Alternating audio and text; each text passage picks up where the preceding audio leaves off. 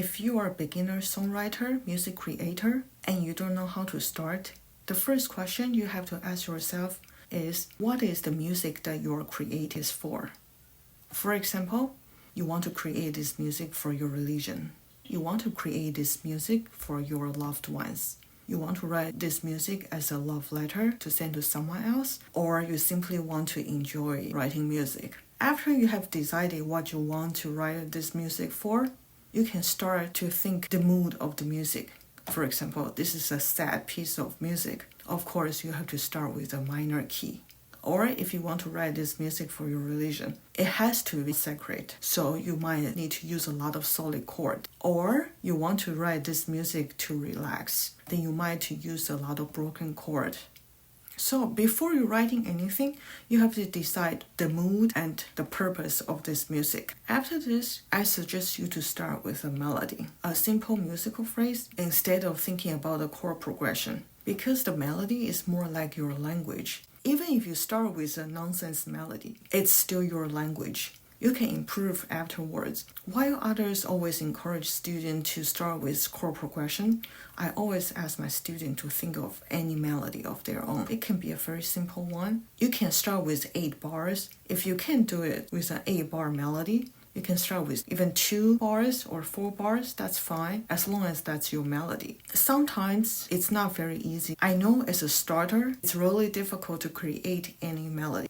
So there's a simple tip that I'd like to share with you. That is, if you have a little bit music theory background, you might know the scales, you might know the keys. For example, if we talk about the C major scale, you might know it's C, D, E, F, G, A, B, C. These are the notes in the C major scale. If we're talking about the A minor scale, A minor harmonic, let's say, it will be A, B, C, D, E, F, G sharp, A. What if you don't know anything about music? You can still do it. As long as you have a phone, a computer, or a tablet, you can start doing your own music.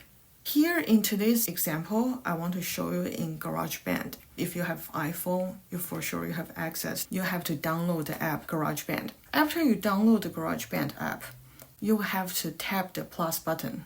You will see the keyboard, drums, amp, and audio recorder. To begin with, we have to choose the keyboard. So from the keyboard, let's start with the classical grand. The keyboard and the classical grand, that's the one that we are going to use. After you tap classical grand, you see the keyboard here. And above the keyboard, you will see scale. Click on the scale button and select major scale. This is how the major scale sounds like. Here, let's try another one. I want to take example of minor. Let's try harmonic minor. Let's listen how harmonic minor sounds like.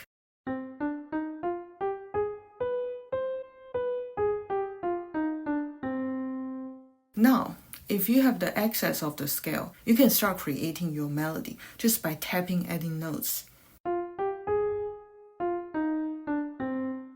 To create any melody, just like what I did, you can create as many different versions as you want. You can tap on any keys you want.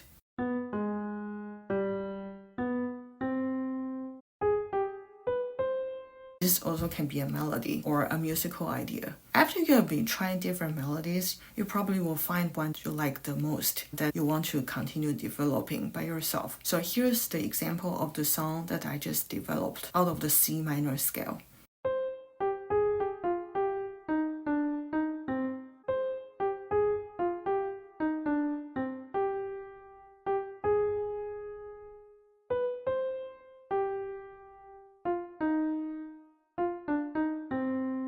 Now I have a melody that I'm okay with. It sounds a little bit dry to me. I want to add something else. The easier way for people to do is to add the drums. If you add just drums, it will sound different. Or you just add a single note to each of the melody. How do you find a single note to add?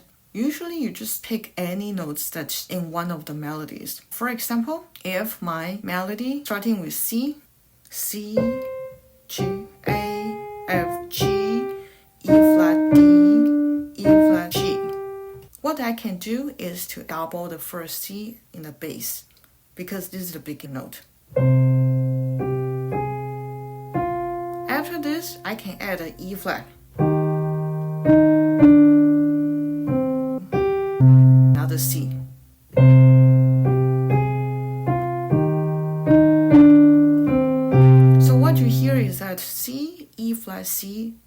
also the notes in the melody. You just need to keep trying to listen if it matches. If it sounds okay, it doesn't sound awkward. Remember, this is the tip for those people who have no idea about musical theory. So this is how you can keep trying.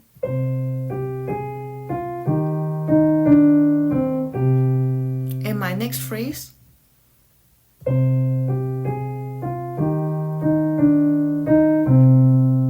the same. These three notes are still the same part of my melody. Next phrase. Now you hear G, A flat, B, C, A flat, G. Let's try if I double G on the bass line. It doesn't sound good. How about let's try A flat? It's probably okay, but it sounds a little bit boring. How about the B? It's not good. If any of the notes doesn't work for your melody, maybe you can try to pick some notes that you did in a previous phrase. For example, in the previous phrase, I have an E flat. It also sounds strange. Let's try D. For the bass, it also sounds strange. How about E flat? It also sounds strange.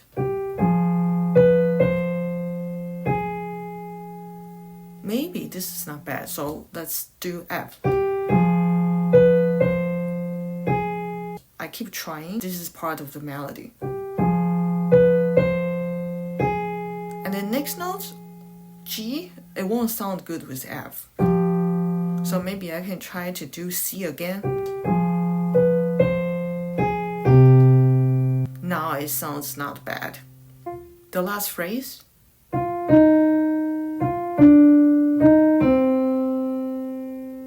How about let's try F? The first note is in F. Let's double the F in the bass line to see how it sounds like. It doesn't sound that good. How about E flat? The next note. Maybe not bad, but it sounds a little bit boring. How about D? The next note is a D. Still, it sounds a little bit strange. How about C? It sounds better. How about let's add two notes for this phrase? This time I want to pick a note G, because G appeared in the previous melodies. Let's do it like this. The first note is a G for the bass line, and C for the ending note.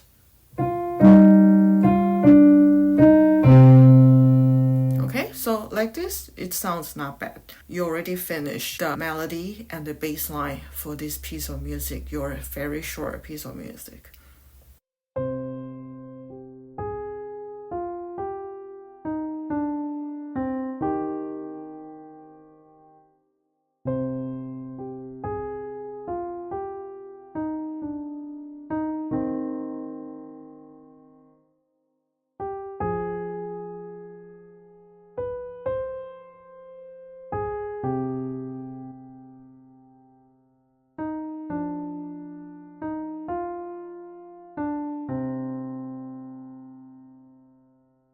You just need to keep trying. While you're checking where the bass line should be, you can keep changing the melody to add one note or to miss two notes like this. But remember, the melody that you're creating has to be the notes in the scale. Just like I said, if it's an A minor harmonic scale or a C minor harmonic scale. What you have to remember is that if you're writing a sad song, if you want to start from the minor, it's better if you can start with the harmonic minor. And if you want to add the bass line, you have no idea about the chord progression, you can just, like what I just tried, try to add the notes that appear in the melody. If it does not work, just try to add any notes in the same scale. Now, if you have a little bit music theory background, you might know that the first chord is the tonic. When you start with a melody, it usually starts with the tonic. So if you know what the tonic chord is, a dominant chord is, it will be a lot easier for you to create the accompaniment of the melody that you're writing. Let's go back to the melody that I just did.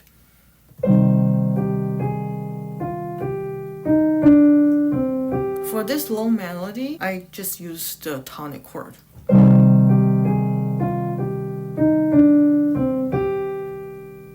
then for the next phrase,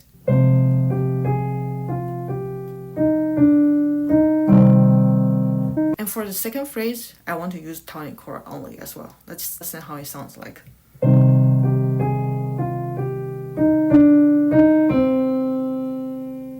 The next melody.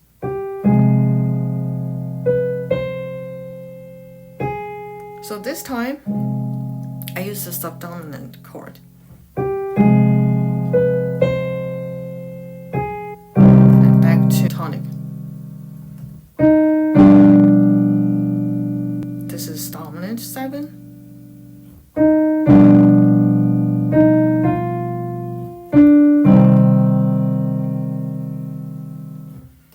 Again, when it comes to the chord, if you know a little bit about chord progression, but you are not too sure about it, just try to start with the tonic chord, and then after this, try subdominant chord and then dominant, and then last, the end is always the tonic. You won't make mistakes on this.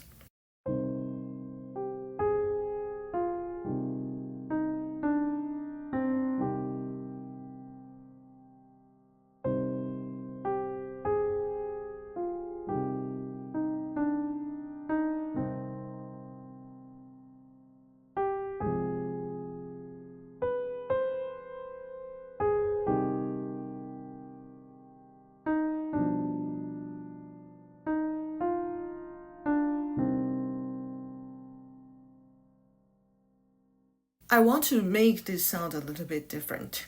What if I want it sound to be very sad, like more sad than the solid chord can offer? This time, I will be trying with the broken chords. The same tonic to subdominant 1-4 and the dominant 1 back to 1 tonic. Let's see how it will sound like.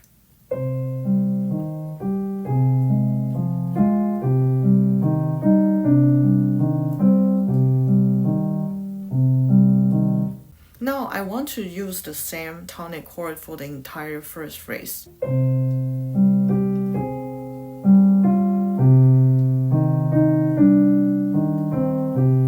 However, I just feel something wrong with this chord. So maybe because there's an F involved, and the F is the subdominant note of the C minor. So maybe I can add a subdominant chord as the accompaniment for the first melody.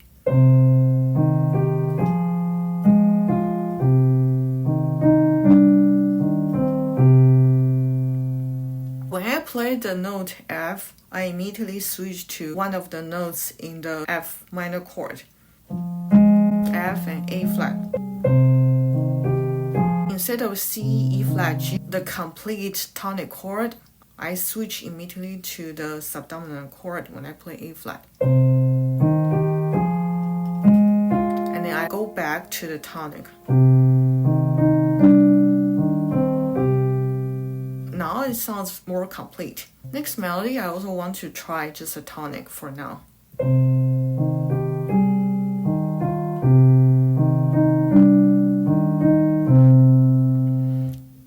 It sounds okay, but maybe again, let's add something else. Maybe we can add subdominant again because there's a note F in the main melody.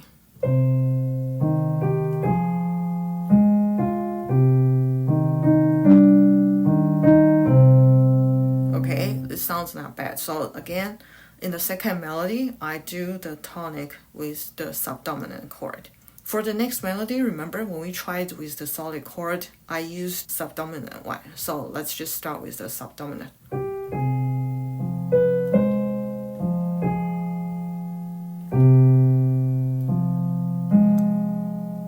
Obviously that we cannot use just subdominant chord for the entire phrase. The beginning sounds okay, but the end sounds a little bit strange.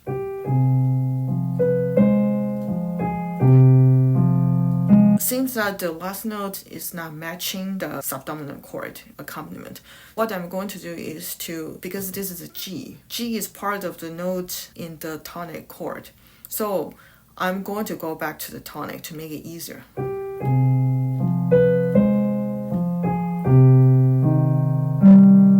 Okay, now it sounds okay.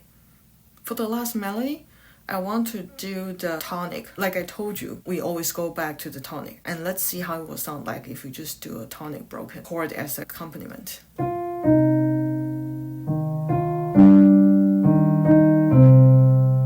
It sounds not bad. I'll just keep this tonic chord.